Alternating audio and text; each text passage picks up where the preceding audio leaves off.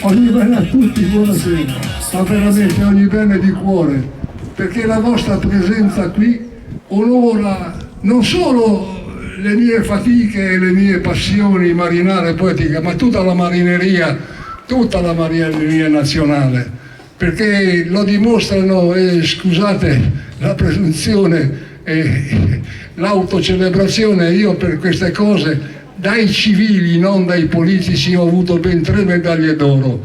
Ho girato il mondo, musei ne ho visti tanti, ma non, questo è singolare, si distingue perché qui le cose si possono toccare e funzionano. E la funzionalità, l'idea è quella di insegnare la manualità. Cioè, sapete che in Italia, anche dappertutto, ma particolarmente in Italia, manca la manualità. Ma sorprendentemente e dolorosamente dobbiamo constatare che manca anche l'umanità, mancano le pubbliche relazioni come una volta, manca la socializzazione e manca l'istruzione ad hoc dei ragazzi, tant'è che abbiamo il bullismo. Ma perché il bullismo? Perché il bullismo? Perché tante famiglie si dedicano di più agli animali da compagnia che non ai figli. I ragazzi vanno fuori, vanno in giro e si capisce che fanno le bravate, qualche cosa di così. Insomma, quindi quelli che vengono qui poi mi gratificano e ne sono felice, ve lo dico, con dei cartoni e con delle loro schizzi, delle loro cose. Sono veramente felice di vederli qui, ma soprattutto di vedere persone importanti della mano, professore, un grande oratore di Chioggia che vuole portare il museo a Chioggia, quindi fa bene. E tra pochi giorni faremo anche la commemorazione della grande poetessa e scrittrice Romana De Carli Zabados, della grande famiglia degli Zabados e riarmatori, giocatori di scacchi, eccetera, persone molto intelligenti che non sono celebrate, non sono conosciute. Perché non divulghiamo questa gente qua? Perché non facciamo dell'emulazione? Siete simpatici. C'è una signora che ha scritto un libro impossibile, dialoga coi lampioni, poi semafori. Lei quasi non vuole, restia, talvolta io la invito, venga, sentiamo, ma io vi invito tutti, quando lo faremo vi inviterò, perché sarà una bella cosa, una bella manifestazione dell'umano intelletto. Come le è venuto in mente, io le chiedo, di dialogare con un lampione, con un semaforo?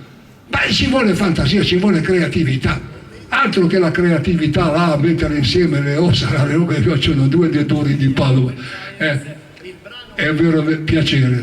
Io mi sento commosso e autopromosso, ma soprattutto perché qui, in adesione al lavoro che hanno fatto questi 2 di Chioggia, questi 2 di Venezia, c'è il marito che fa i pinocchi di legno e la moglie carissima che li veste, e li veste in una maniera così bella, così simpatica.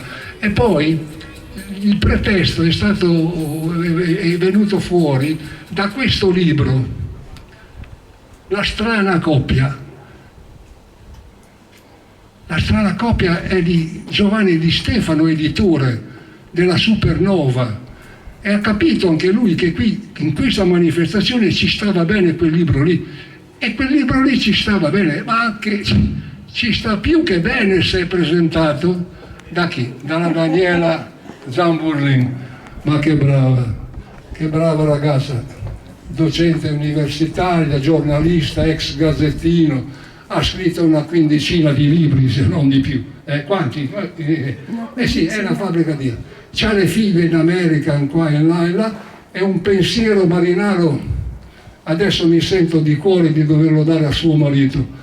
Era un sommergibilista molto bravo, molto preparato, perché sapete, andare sott'acqua con i sommergibili là in fondo. E voi vedete che questo museo, fatemi spendere qualche parola a proposito di questo museo, non c'è nessun altro al mondo che abbia un sommergibile vero, nuovo, che va fino a 600 metri di profondità senza cavo. E i miei figlioli da giovani idrografi si sono invaghiti, l'hanno comprato, l'hanno pagato milioni, non mi vogliono dire quanto, e io nottetempo con un amico camionista sono andato nel loro cantiere, l'ho preso, l'abbiamo imbragato, portato qua perché non lo adoperassero, perché in America mi hanno detto ma devono venire qua a fare i corsi, perché ci vogliono 3 mesi minimo di corso, i 3 ci vuole l'anestesista, ci vuole perché per l'aria consuma l'ossigeno, si deve lavorare, no? Ci vuole il pilota, quindi sono belle cose, e i bambini, i giovani, vedendo questi strumenti capiscono quanti ce ne sono, che tecnologie ci vogliono. Ecco perché la promozione della manualità, la promozione dell'intelligenza, oltre che la che stasera si fa. Ecco, allora Giovanni Di Stefano, che è il fondatore della Supernova, e ci ha portato questo suo libro, e che contemporaneamente ci fa onorare Giuseppe Campolieti. Campolieti era un grande scrittore, un napoletano trapiantato a Venezia, scrittore, e ha voluto puntualizzare e fare una sorta di gemellaggio tra Pulcinella. Ma perché Pulcinella, oltre a insegnare a non dire le bugie che si legge lì e non farsi ingabbiare dai trappoloni che gli dicono al campo dei miracoli, muti soldi, ci sono degli spunti veramente bellissimi e che educano. Ma vi volevo dire di Pinocchio Marinaro. Perché ho chiesto di fare un Pinocchio Marinaro? Perché Pinocchio era marinaro, è affezionatissimo a papà, quindi era un bravo ragazzo Pinocchio, perché quando Geppetto viene mangiato dalla balena e lui si butta in mare, nuota e lo va a liberare. Quindi viva Pinocchio e viva i nostri presentatori, e voi buon ascolto e felicità, la mia a tutti voi. Grazie ancora.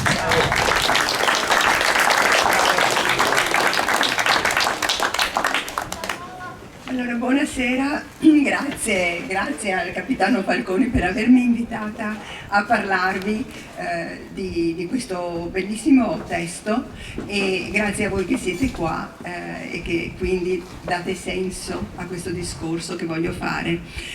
Non sarà una presentazione classica, vorrei che fosse una conversazione, perché naturalmente gli spunti che un personaggio come Pinocchio e un libro come quello che stiamo per presentare possono dare sono davvero infiniti, e mi piacerebbe molto dibatterli, anche perché le correnti di pensiero che analizzano questo tipo di narrativa sono spesso contrastanti e hanno approcci diversi.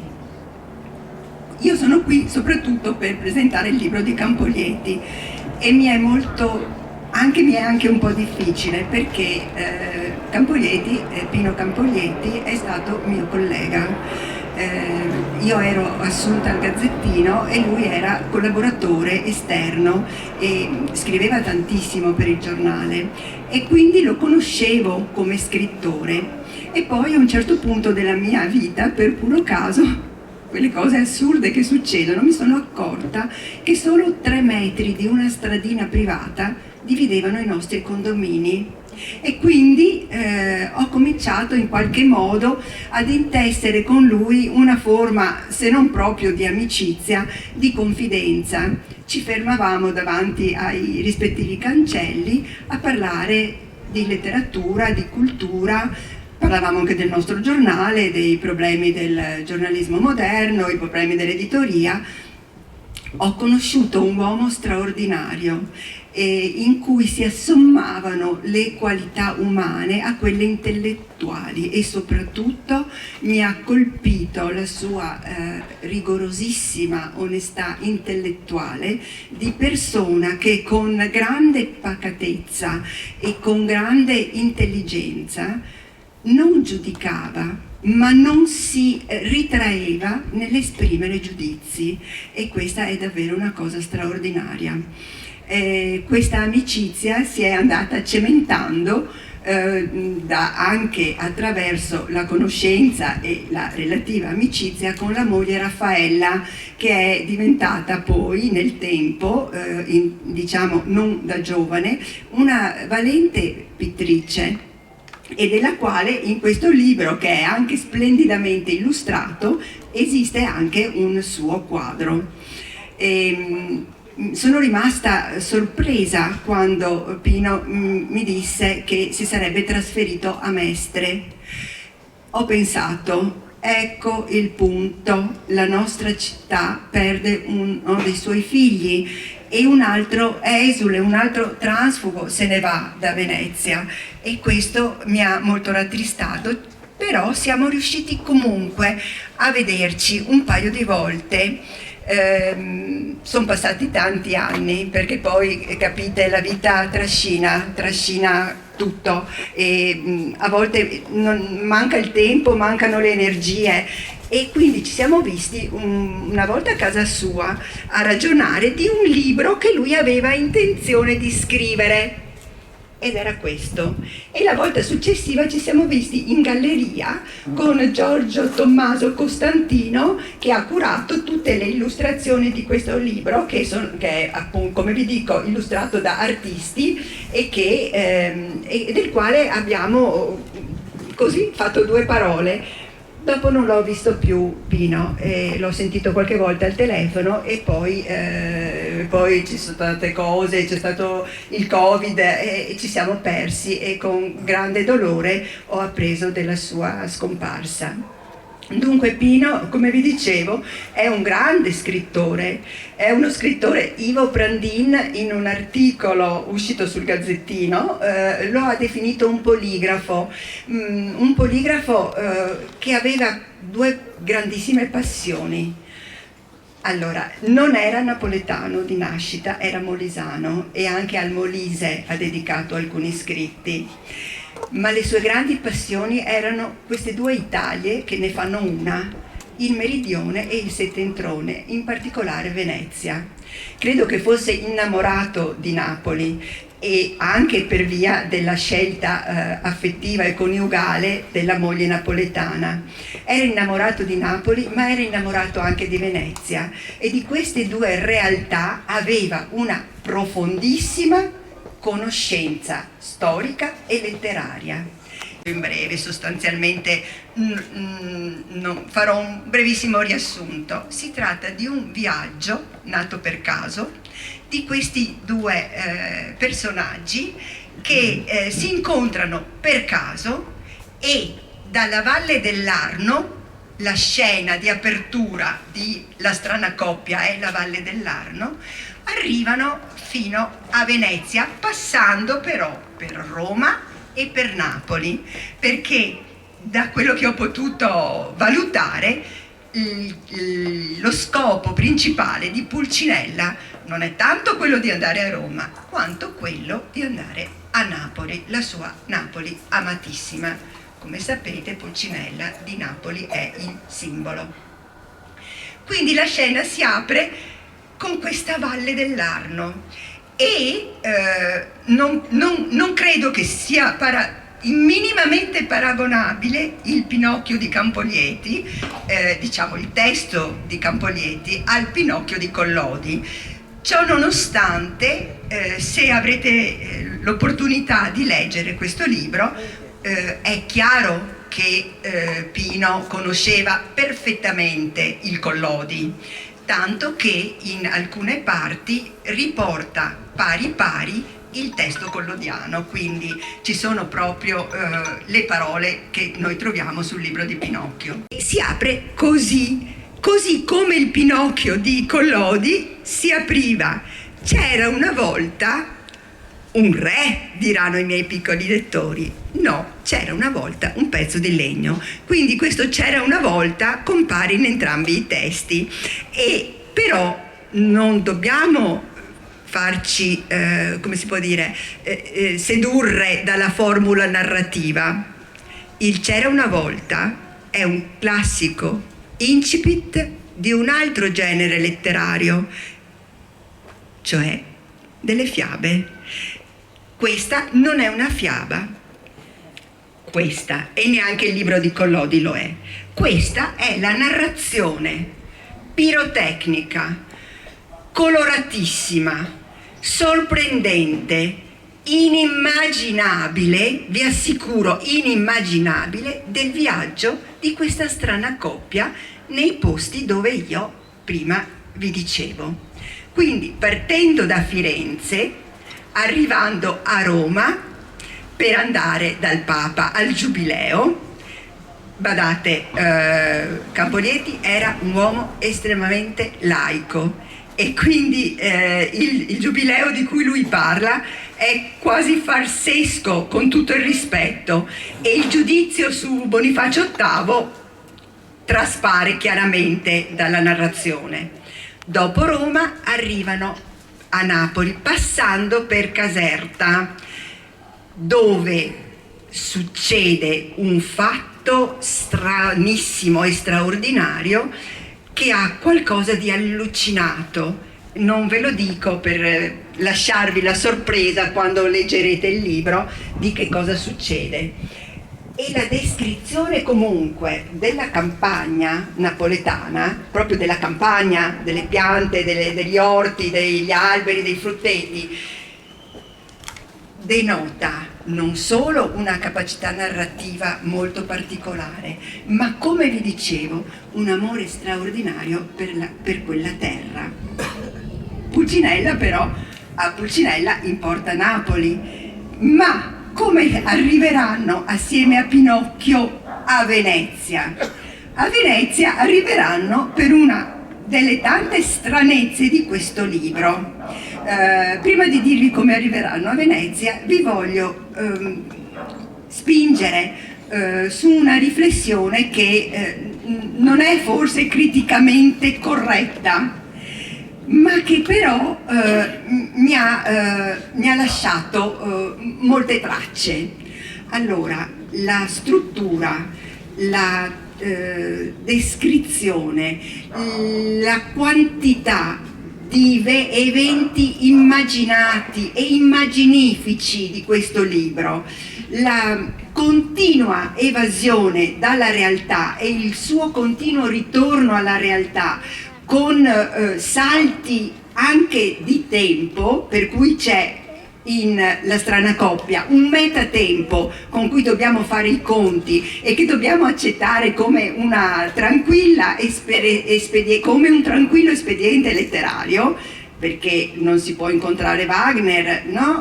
Al tempo dei fatti, non si poteva incontrare Dante al tempo dei fatti, sono tutti personaggi che entrano ed escono dalla narrazione e che danno senso, cercano di dare un senso logico a questo snodarsi di un viaggio totalmente inventato ma totalmente reale. Una grandissima capacità descrittiva di Campolieti.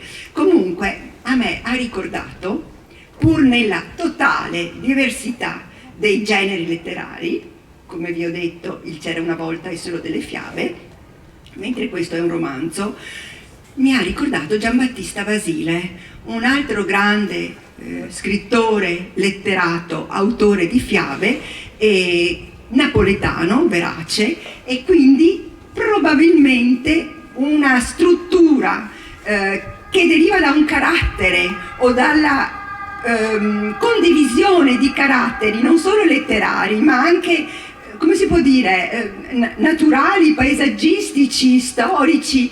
Ecco, questa condivisione io la trovo in Giuseppe Campolieti. Come si fa ad arrivare a Venezia? Non avrebbe senso, niente ha senso e tutto ha senso, non c'è. Questo libro tra l'altro si presta a infiniti piani di lettura, perché c'è un piano puramente di divertimento, un piano addirittura esoterico, perché ci sono due alchimisti che trasformano Pinocchio da burattino a giovane in carne ed ossa, e poi di nuovo a burattino e poi di nuovo a giovane in carne ed ossa, e sono due personaggi, uno meridionale e uno veneziano. Dunque, dicevo che a Venezia arrivano perché dopo infinite assolutamente vicende, sorprese in cui entrano i reali di Napoli, la figlia del re di Napoli, insomma non ve le posso raccontare tutte, a un certo punto si imbarcano Pulcinella e Pinocchio in un vascello dove scoppia una discussione, una rissa intellettuale su San Nicola, che i baresi rivendicano come loro santo e il doge di Venezia invece dice no, non è il vostro sarà un altro, le ossa le abbiamo qui, le abbiamo a San Nicolò di Lido, nella splendida chiesa di San Nicolò di Lido, e anche dal nome si capisce che non è San Nicola, questo si chiama Nicolò. Ma i pugliesi ribattono, insomma ne nasce veramente un tafferuglio che rischia di degenerare malamente. Interviene Pinocchio con un'uscita che attrae il doge che aspettava il vascello su cui già si era sviluppata questa discussione davanti alla chiesa di San Nicolò, e così le cose si quietano. Riescono a partire, a fuggire anche da Venezia per ritornare giù in Puglia, e a questo punto Pinocchio riassume le sue forme di ragazzo e Pulcinella se ne va in America, ma non dico a fare cosa perché desidero che lo leggiate. Bravissima, avete capito l'importanza di questo convegno, ma tra le persone che onorano questo meeting nostro c'è il Presidente del Consiglio di quartiere, prego.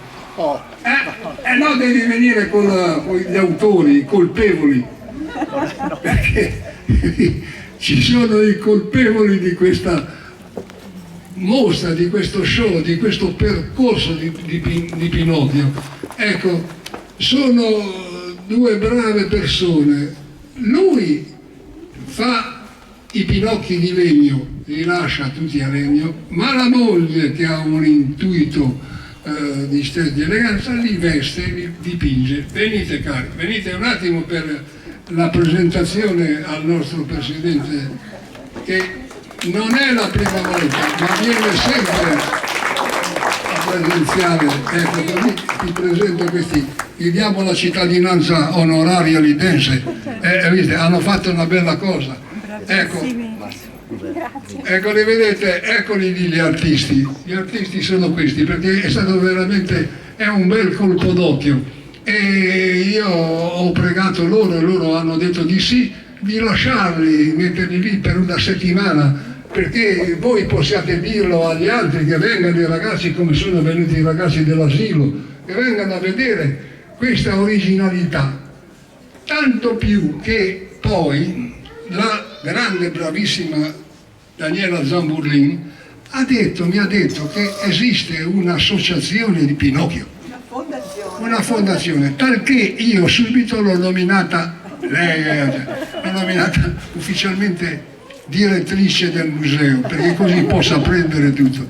Ma poi il professor Luciano di Chioggia ha pensato bene di fare qui la commemorazione della grande scrittrice, come vi ho detto, e con tutti i poeti, che c'erano di diversi poeti di Alvido, quindi noi valorizziamo, e quindi anche lui assumerà importanza maggiore, perché è il maior anche di qualche mente egregia. A te, caro.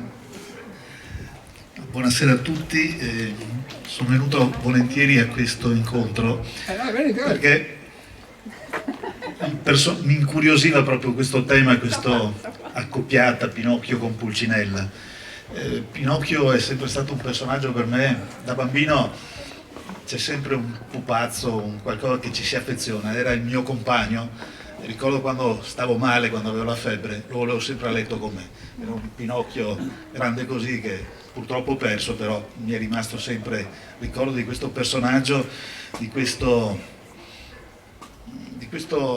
burattino che, come diceva la professoressa, è un viaggio esoterico il suo, come di trasformazione, e quindi questo accostamento con Pulcinella, questa maschera popolare, questa maschera del teatro dell'arte del 500-600, anche se la maschera di Pulcinella è molto antecedente, mi affascinava, e devo dire che leggerò con interesse questo libro proprio per vedere questo viaggio, questo accostamento di questi due personaggi e di vederne le affinità e come si coniugano in questo libro. Quindi grazie agli autori, grazie a voi che avete sviluppato questo personaggio, e grazie a voi che sono stati bravi. Bravi.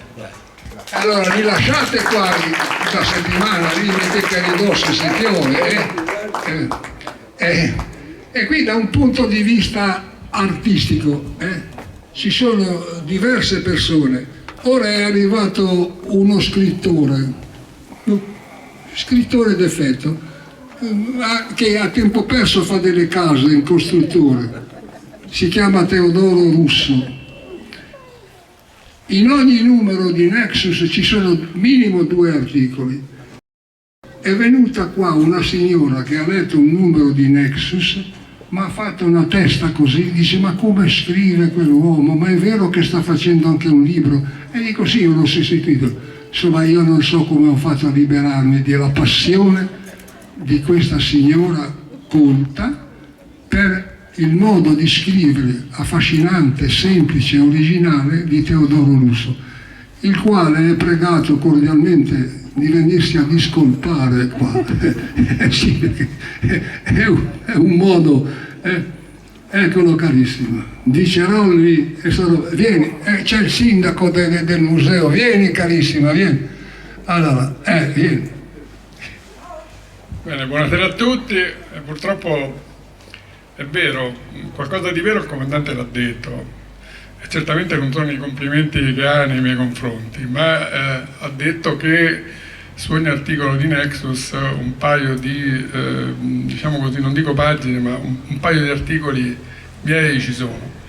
Per cui già attraverso Nexus, per chi lo legge, vi affliggo con i miei racconti, le mie storie semiserie, storie di vita, riflessioni, e credo che Nexus, come iniziative di questo tipo, meritano tutto il nostro supporto, la nostra riflessione e nello stesso tempo tutta la passione che forse in questi anni il comandante ci ha trasmesso. Io conosco il comandante da oramai oltre 20 anni e devo dire che è riuscito a trasmettersi tutta la sua passione, e a me l'ha trasmessa anche nello scrivere. Quindi devo dire grazie comandante, lei non deve ringraziare me, ma io devo ringraziare lei, forse tutto il Lido deve ringraziarlo per quella che fa, per questo museo e soprattutto per la sua presenza in città, sempre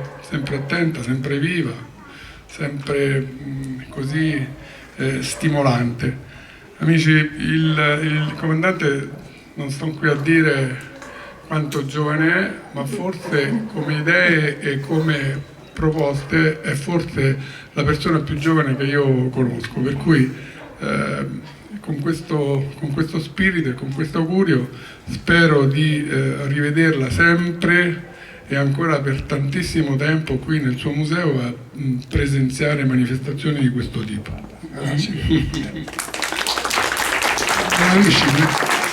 Complimenti a Lucia, sei un terremoto al grande hotel Ausonia e Ungaria. Bravissima, sai intrattenere la gente, complimenti anche alla tua mamma. Ma lo sapete il vero colpevole di questo meeting chi è? Chi è? È il professor Daniele Spero.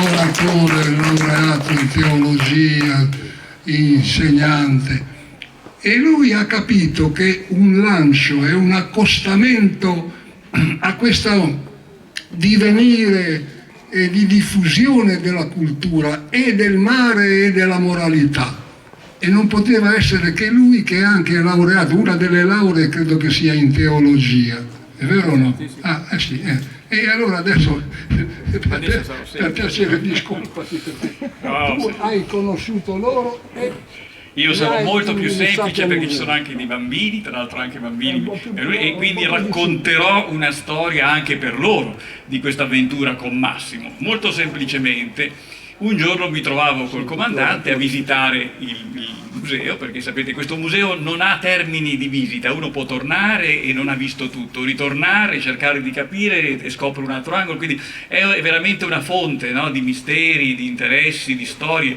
e invito tutti, perché come ha detto appunto Teodoro Russo, non finiremo mai di ringraziare l'energia che Ferruccio Falconi ci mette e che da invidiare, perché supera quella di moltissimi giovani piuttosto stanchi alla loro età, mentre lui non manca di avere ideali, forza e di caricarci, soprattutto per una coscienza ecologica, ambientalista, che veramente diventa ogni momento più importante, ogni anno. Tempo fa sembrava una cosa quasi fuori luogo, e si è visto come una profezia avverarsi tutto quello che tu dicevi sempre sul discorso della nostra attenzione o trascuratezza, se vogliamo, sull'ambiente. Allora ero qui a visitare e lui era piuttosto preoccupato, dicendomi che non c'è più nessuno che fabbrichi, che possa scolpire, intagliare questi pinocchi. Allora ho detto, ferma lì, c'è una persona a Venezia molto brava che ha lavorato nella scuola, lui, per cui lo conosco, che può accontentarti, e questo è Massimo Intili. Mai più pensavo che poi si potesse arrivare a questo, quindi non sono solo il colpevole, ci vuole l'energia del comandante per arrivare a realizzare le cose. E allora mi è venuto in mente che questo sarebbe stato, ecco, un'altra strana coppia, cioè un incontro fortunato, ma sono delle idee, poi bisogna che si realizzino, e per fortuna si è realizzata perché si sono sentiti, si sono incontrati e quindi si sono capiti. Ma voglio dire una cosa particolare, la sensibilità di Massimo, anch'io la vedo oggi dispiegata in tutte le sue forze, non la conoscevo così, c'è Massimo con sua moglie, veramente anche quella è una coppia speciale, per cui lavorano insieme in questo modo creativo. Ma vi racconto una storia che forse neanche lui sa. Quest'anno ha vinto il premio Oscar per l'animazione il film su Pinocchio di Guillermo del Toro, no? Questo film nasce dopo questo, che penso sia questo pezzo, questa scultura. Massimo, quanto tempo ha? È nata come una delle prime, sì. Questa, ecco. 5 anni. Voi dovete sapere che nel film Guillermo del Toro ha avuto questa intuizione di creare un Pinocchio con un incavo, no? nel cuore, e lì far abitare il grillo parlante. Ora, il Pinocchio di Massimo Intili, che non ha mai avuto nulla a che fare con Guillermo del Toro, ha avuto questa intuizione e l'ha preceduto, perché vedete che questo lui l'ha scoperto, cioè ha utilizzato questo pezzo di legno, potresti raccontarcelo meglio tu, proprio perché ha trovato ideale questa forma, no, in cui nel cuore si potessero mettere addirittura questi pensieri, sentimenti. Loro hanno creato questi piccoli papiri, quindi è veramente un'idea geniale, che quando poi ho visto il film di Guillermo del Toro, l'ho fatto vedere anche ad alcuni bambini, ma non è proprio facile per i bambini perché è rinarrata la storia in una maniera simbolica, questo parleremo perché c'è un forte esoterismo naturalmente anche in questo racconto, per cui si presta a queste rinarrazioni. Sono rimasto sbalordito perché appunto questa intuizione, dico, io la conosco già, c'è qualcuno che è arrivato prima, ed ecco che qui oggi lo rivediamo, vedete, lui al posto d'onore, perché veramente questo è un pezzo d'arte, come è stato costruito, capite, è forse la forma più diciamo viva che incarna la vera anima di Pinocchio. Ora io ringrazio perché il Campolieti ha scritto questo bellissimo racconto, ma io non sono tanto preparato su Pulcinella, no? Voleva che io dicessi qualche cosa su Pinocchio, ma c'è anche un altro amico che ci aiuterà, un altro grande saggio del Lido, che è Francesco Rigon. Perché? Perché io, come tutti voi, ho sempre saputo, poi ho studiato perché mi piace ricercare un po' su tutto, che la storia di Pinocchio, un po' come potrebbe essere quella del Piccolo Principe, ma ce ne sono molte di storie famose che si pensano nate per i bambini, ma che sono storie così universali che sono per tutti, e anche quelle, come il tuo museo, non si esauriscono mai. Allora, Pinocchio può essere letto in modo così semplice, una bella fiaba per cui diverte, può diventare una favola, cioè avere un suo insegnamento, essere in grado di insegnare anche ai bambini, ma anche agli adulti soprattutto, ma nasconde degli altri livelli di lettura. Prima di tutto è un mistero, perché i bambini devono sapere che il suo autore Carlo Collodi, che poi appunto il nostro capitano desidera riportare al suo nome di Lorenzini, nome originario, a un certo punto si è inventato la storia di un burattino che però finisce male, perché nella sua idea questo burattino, essendo un burattino, è talmente condizionato da tutte le forze del male che non può che soccombere. Chi protestò? Proprio i bambini, i giovani lettori hanno detto no, questo personaggio ci è piaciuto, questo burattino non può finire così, e parte con un piccolo intervallo di tempo questa seconda parte, questa seconda storia che poi formerà le vere avventure di Pinocchio, ed è con questa seconda parte che si arricchisce sempre più questo misterioso messaggio nascosto, perché qualcuno parla di un enigma di Pinocchio, perché dice come ha fatto un autore che ha detto svogliatamente, butta lì alla redazione queste carte dicendo fatene quello che volete e vediamo cosa ne nasce, e poi puntata dopo puntata ne è nato un affetto che ha portato a costringerlo a continuare, ma svogliatamente nasce un capolavoro che è uno dei libri più tradotti nel mondo, tant'è che vi dicevo questa mia curiosità ha acquisito forza quando io ho conosciuto il fratello, cioè uno dei fratelli di Francesco Rigon, che è un personaggio molto noto nel mondo, che è padre Marino Rigon, che è stato appunto una vita in Bangladesh come missionario saveriano, e che in Bangladesh ha trovato un altro eccelso spirito, anche se non in vita, quello di Tagore, del poeta Tagore, premio Nobel nel 1913, e da lì lui ha tradotto per una vita non solo Tagore ma tanti autori, nel senso di poeti, scrittori bengalesi. Ma quando ha pensato, dopo che il bengolio bengalese era diventato la sua seconda lingua, ha detto beh, potrei tradurre almeno un libro in bengali, cioè uno dei miei. E che cosa sceglie? Sceglie Pinocchio. E l'abbiamo qui, ecco, lo faccio pure vedere, questa è l'edizione, è diventata un'edizione storica, questo noi non capiremo nulla, ma io l'ho donato anche alla biblioteca di Ca' Foscari di Indologia. Questo libro è un unicum perché è la prima traduzione in bengali fatta da padre Marino Rigon del Pinocchio. Allora io mi sono iniziato a domandare, ma una persona come padre Marino, che letterariamente è un pozzo di scienza, perché di tanti autori italiani ha scelto proprio questo? E sono tornato a cercare di capire cosa stava dietro. Adesso lo facciamo raccontare anche a Francesco un momento, perché dietro ci stava molto più semplicemente che altri studiosi che hanno parlato appunto di esoterismo, di spiritualità di Pinocchio, dopo due parole le dirò, ma era molto più semplice perché padre Marino ha scoperto che Tagore si era ispirato nella sua poetica a dei cantori di strada che si chiamano baul, dei menestrelli che suonano degli strumenti cantando queste canzoni mistiche, preghiere, inni a Dio, perché per loro la base della loro, diciamo, etica e del progetto di vita è che noi da uomini, diciamo, di legno, burattini, uomini finti, inanimati, diventiamo uomini veri. Allora lui cosa ha trovato? Ha detto molto semplicemente, ma io qui, tutti questi personaggi, ha fatto un bellissimo film che si intitola Professione missionario, in cui racconta la sua missione che è stata oggetto di studi in tutto il mondo.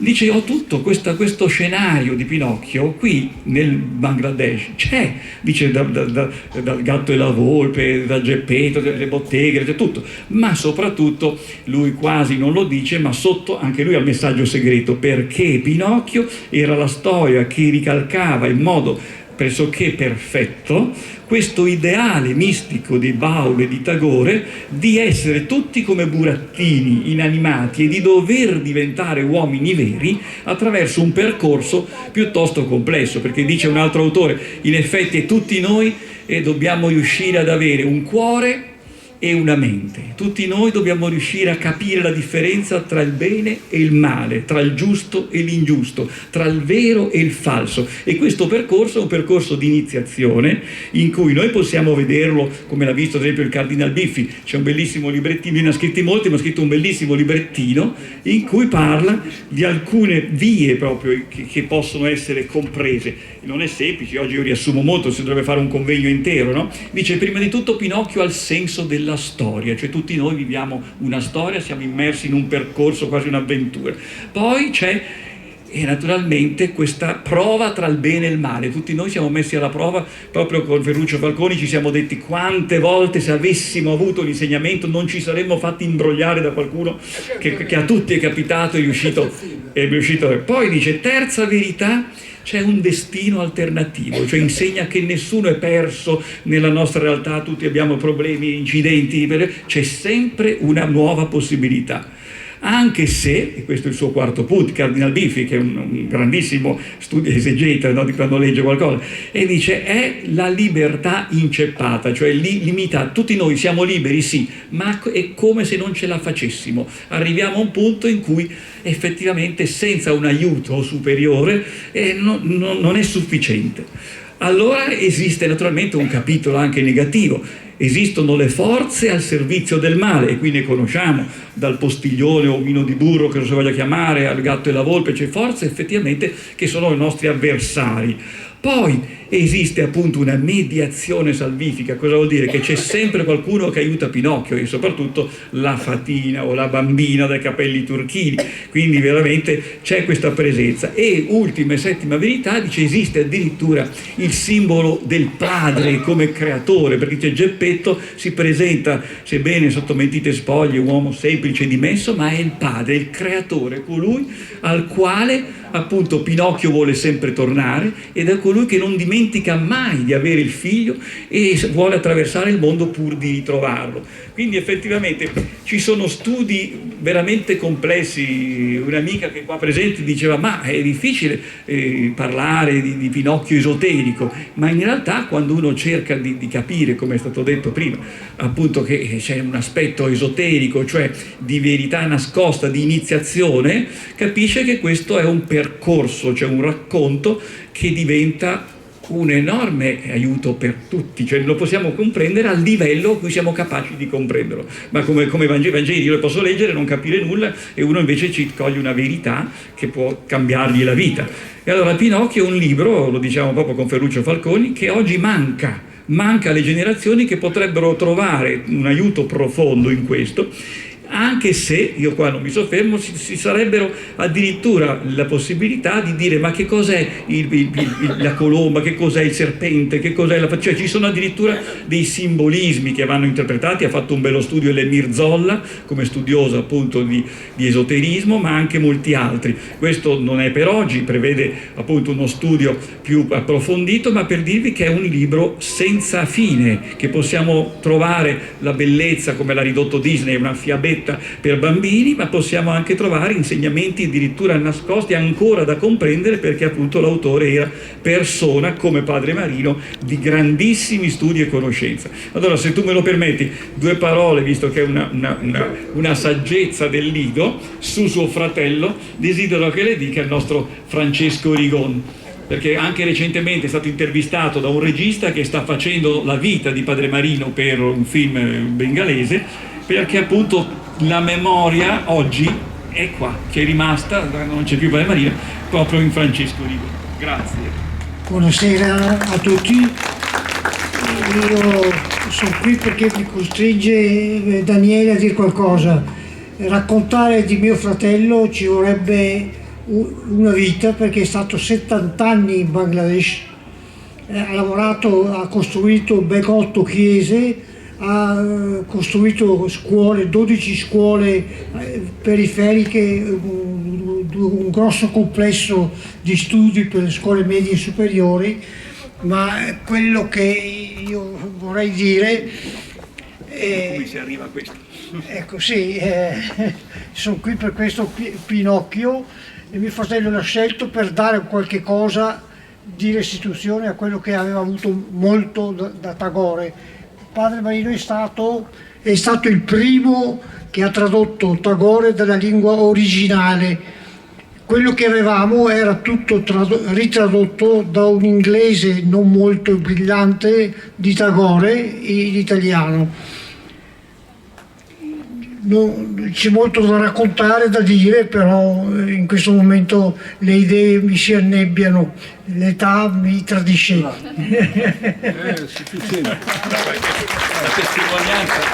Che testimonianze stupende, cose che non si sapevano, ma la cui conoscenza esalta, e c'è un punto qui, da quello artistico, il punto di vista artistico, questi Pinocchi che la moglie dell'autore ha vestiti, e allora da un punto di vista proprio artistico vorrei invitare il grande orafo di Venezia e lo stesso, dove è andato? Eccolo là, Lele Vianello, queste due espressioni dell'arte lidense. Vieni prima tu, Lele Vianello, vieni qua che tu sei grande, viva Malamocco. La tua impressione su questo meeting, perché tu sei recidivo, non è la prima volta che vieni qua. Ogni volta cado nel trabocchetto del comandante. Sì, grazie. No, vabbè, sono magnifici, sono pieni di fantasia, sono bellissimi, colorati, è arte pura questa, che poi è un assieme, cioè il legno vestito, ed è meraviglioso il discorso. Pinocchio poi, come è stato detto, è questo personaggio straordinario che ha fatto sognare, anche complicato poi alla fine, perché se uno lavora dentro a questo libro c'è di tutto, esoterismo, tutto quanto, ed è complicato, che poi neanche, lo sai, stai male quando si riabilita, perché è così bella l'avventura di lui che quando diventa un bravo ragazzo sei avvilito, perlomeno il lettore rimane stupito di questa cosa. Poi c'è questa cosa di questo libro della strana coppia che è meraviglioso, che poi dobbiamo ricordare c'è anche tutte quelle allegorie meravigliose del Tiepolo sui Pulcinella, che già è un abbraccio veneziano meraviglioso, dobbiamo ricordare. Ci sono quei Pulcinella pieni di gioia, di vita, che sono fantastici, fatti dal Tiepolo, e questo già è un gemellaggio questo. Pinocchio è in mezzo e sta sempre bene su questa cosa. Io dovrei raccontare un piccolo aneddoto, che sono grato a Pinocchio perché esiste in agosto un festival della bugia, che lo fanno a Pistoia, è famosissimo un festival, e si chiama il Festival della Bugia, e dove ho partecipato, e così senza vanto né merito sono riuscito a vincere 3 Pinocchietti d'oro, cioè, perché ho vinto 3 volte questa cosa. E mi ricordo che la prima tavola con la quale ho vinto il primo invito c'era Pinocchio, avevo disegnato, era una tavola molto grande, avevo disegnato Pinocchio con un nasino piccolo e 2 carabinieri con un nasone lungo immenso, e con questo ho vinto. Pertanto sono grato anche a questo Pinocchio, è meraviglioso, e grazie di questo invito, comandante, come sempre. Un ringraziamento a tutti, grazie. Grazie.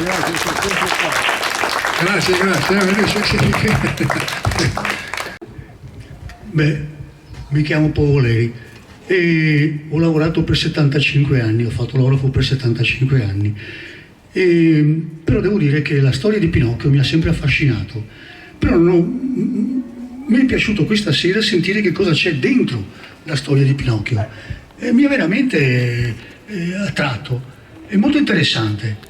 Comunque io nel mio lavoro non ho mai avuto occasione di fare un emblema, di fare una figura, di fare un gioiello che rappresentasse la storia di Pinocchio.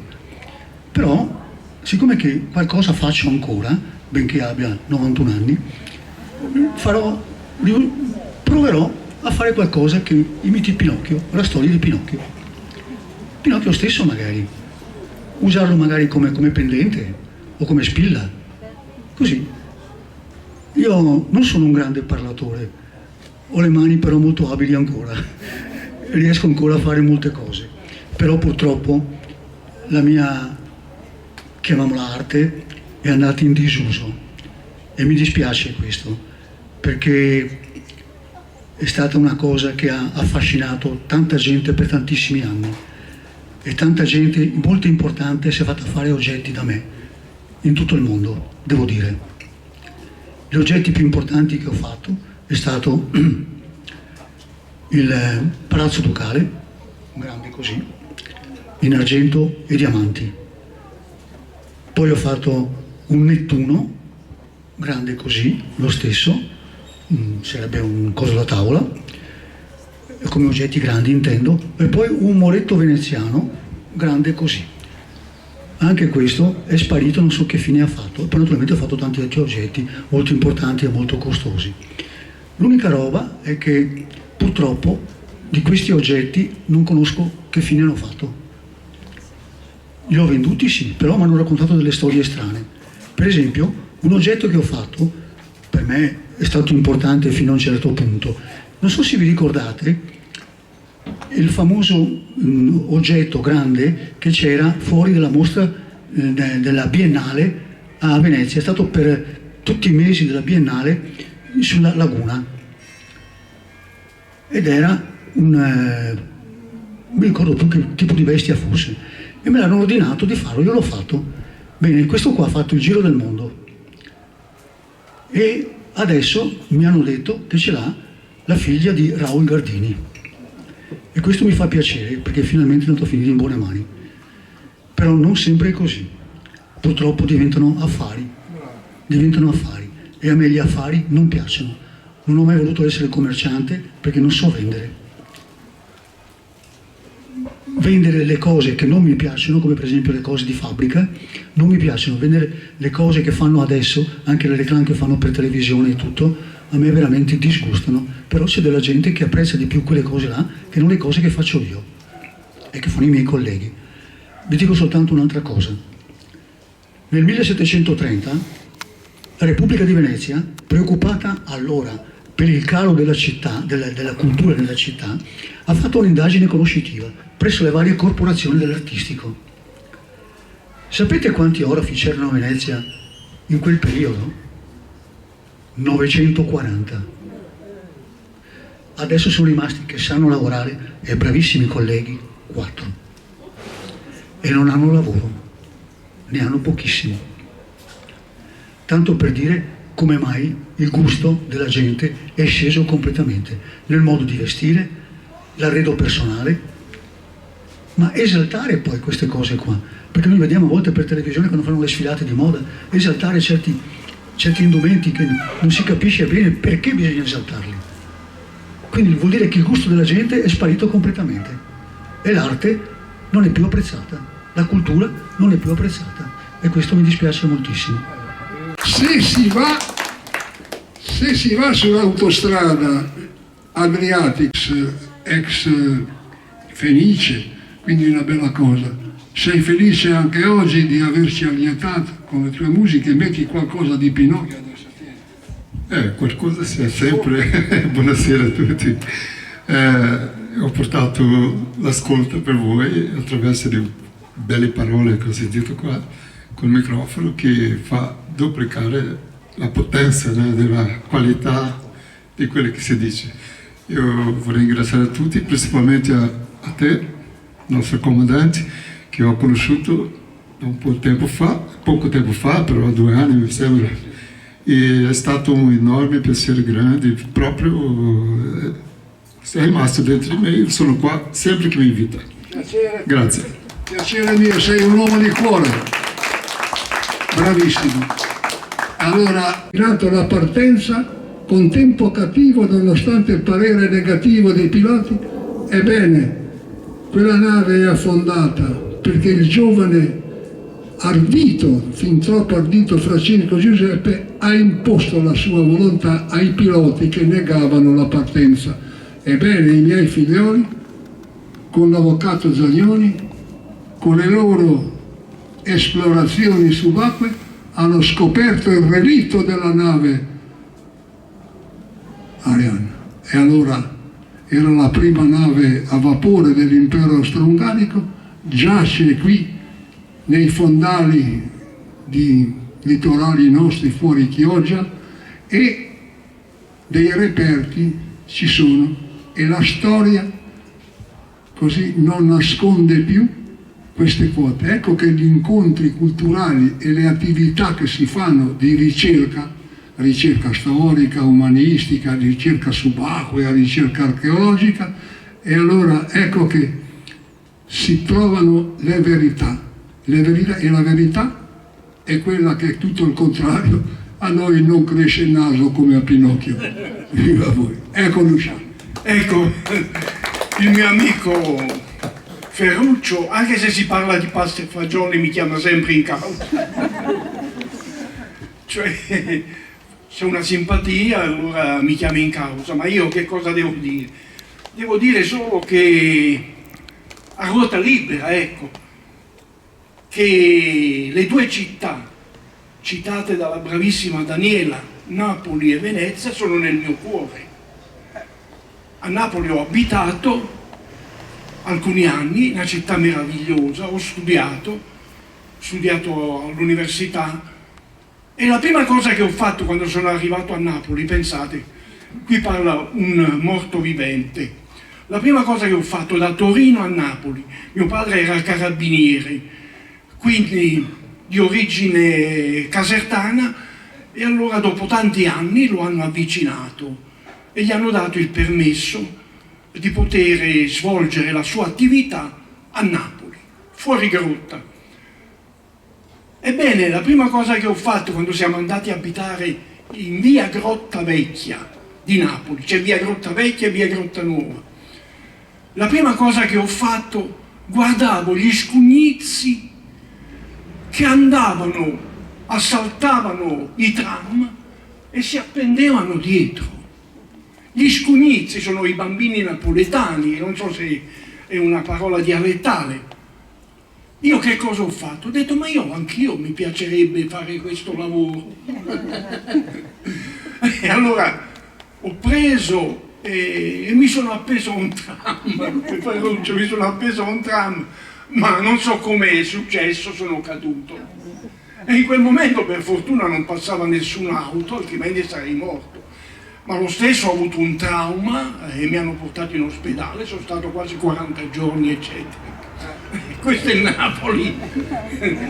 Però è Napoli anche Pulcinella, che è il mio amore di infanzia e di adolescenza. E con mia mamma era sempre una battaglia. Mamma riesce lì, che ha già Pulcinella. Ecco, perché c'erano i teatrini nelle strade dove appunto si manifestava Pulcinella. Ecco, e andavo a vedere Pulcinella, che è una maschera bellissima, legata alla mia infanzia, che io amo, come amo anche Pinocchio, che ho letto almeno 50 volte, non sono esagerato. Quindi Napoli e Venezia sono nel mio cuore. Napoli bellissima, straordinaria, e Venezia la più bella città del mondo, lo possiamo dire? Sì. E ti piace questo museo perché è la prima volta? Questo è un museo fantastico. Io adesso andrò a parlare col sindaco di Chioggia e dirò di far venire le scolaresche qui, perché a Chioggia ci sono un sacco di ragazzi che gli piace il mare. E la maggior parte dei lavoratori della CTV, se voi non lo sapete, sono chioggioti. Sappiamo. Quindi, detto questo, complimenti a Daniela e complimenti a un episodio che poi magari dopo gli dirò personalmente, che riguarda Campolietti, che era un mio scrittore preferito, che leggevo sempre sul Gazzettino. Poi un giorno venne a casa mia un ragazzo, disse per favore mi puoi ospitare, e poi ho saputo che questo era il nipote di Campolietti, Mulisano. Grazie a tutti e buona serata. Allora, in attesa che commemoriamo la grandissima Romana. Con la quale quanti meeting abbiamo fatto a Verona, a Trieste, Grazie. siamo andati in giro per tutta l'Italia a commentare di un grande personaggio, ha rubato la storia a Pinocchio, e parlo di Barbie. Barbie è una storia che io mi rifiutavo di andare a vedere al cinema, poi mia moglie mi ha detto per favore accompagnami, cioè non farmi... e sono andato a vedere Barbie con molta malavoglia, e ho capito che invece era anche lì una metafora, prima di tutto con dialoghi teatrali incredibili, ma di un simbolismo profondo. Insomma, questa Barbie vuole diventare una donna vera, e questo non è Pinocchio, vuole diventare emancipandosi dal suo mondo. Ma questo è solo un rapporto. Volevo arrivare a Massimo, perché? Perché la Barbie noi l'abbiamo conosciuta, anche io nel mio essere Massimo avevo una sorella, quindi in tutte le vesti, cioè noi sappiamo la Barbie è stata fatta, non so, la Barbie avvocato, la Barbie sposa, la Barbie sciatrice, la Barbie giù, tutto. Perché? Perché volevano che fosse, come dire, l'impersonazione di tutte le donne. Allora questa sera ho avuto questa intuizione, perché cioè, il Massimo è questo Pulcinella, Pinocchio Pulcinella, no? E che se non sbaglio, perché questo Pinocchio è fatto mascherato, quindi è il massimo dello sposalizio della strana coppia.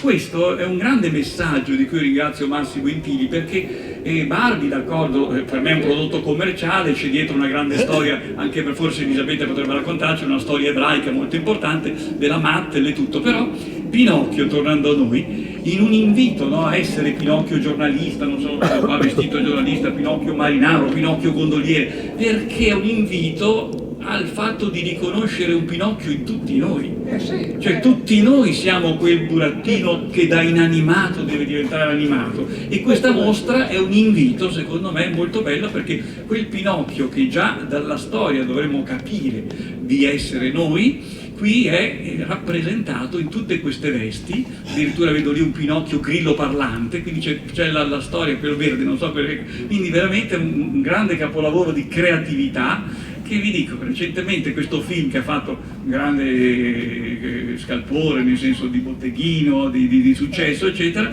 perché mandavano anche i bambini a vedere Barbie, ma Barbie è un film difficilissimo, perché appunto dietro c'è questa grande storia che però è imitazione, perché la primissima storia del bambino, del burattino che deve emanciparsi a bambino, che è la storia di tutti, è quella di Pinocchio. Però grazie Massimo, perché qui questo panorama di Pinocchio è un invito a capire che in ognuno di noi c'è quel Pinocchio che in qualche modo deve evolversi. Grazie a te come sempre.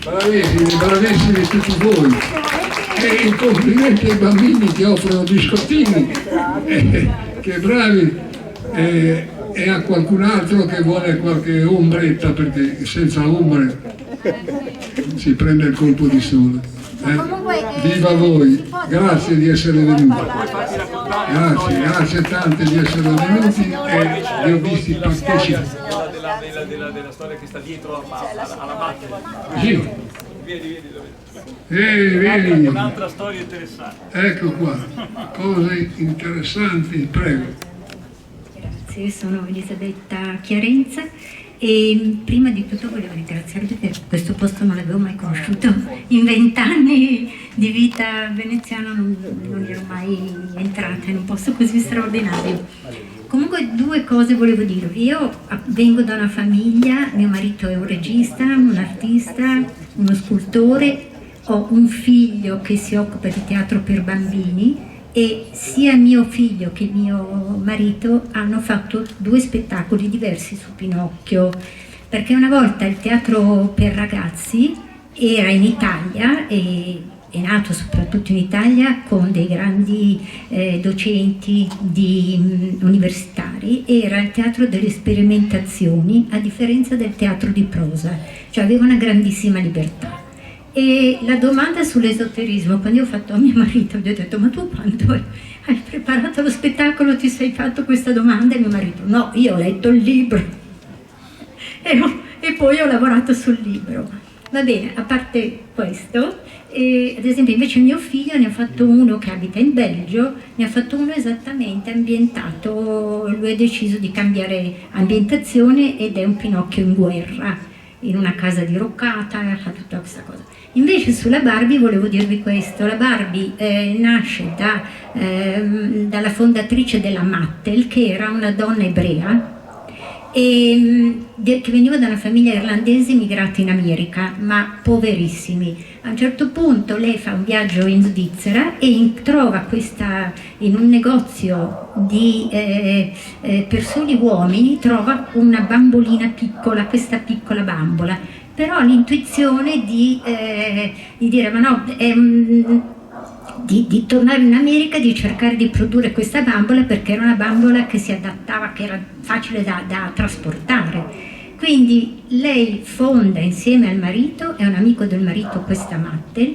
e da qui inizia la storia, che poi è quella della ditta del Lego, che fa giochi per bambini, e incomincia la storia di questa Barbie. Ma la cosa interessante è che è una bambola che è stata sempre criticata e che è stata obbligata ogni volta a cambiare storia, e ogni volta la produttrice non si è fermata, ha accettato le critiche, si è trasformata, l'ha cambiata ha sempre prodotto una Barbie diversa. Però tutti i discorsi banali che fanno sulla Barbie non stanno in piedi, perché è veramente invece una storia molto profonda e di una grande famiglia che ha desiderato questa... L'ha emancipata dal negozio sì, per le uomini, l'ha fatta diventare così. Bravissimo. Un drink se volete gradire, e grazie ancora di essere venuti, e prossimamente, come ho detto, ci sarà un altro incontro interessante, e dopo a seguire il tuo. Grazie.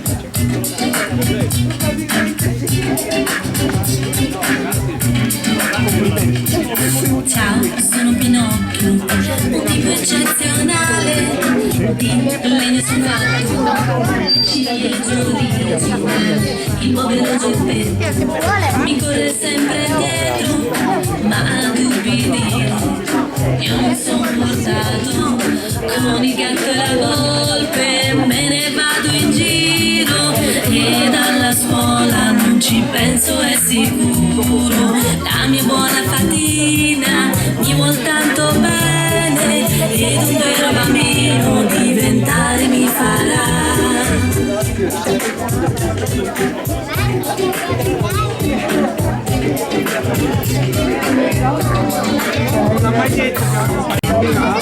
Per venire a cercare come spero.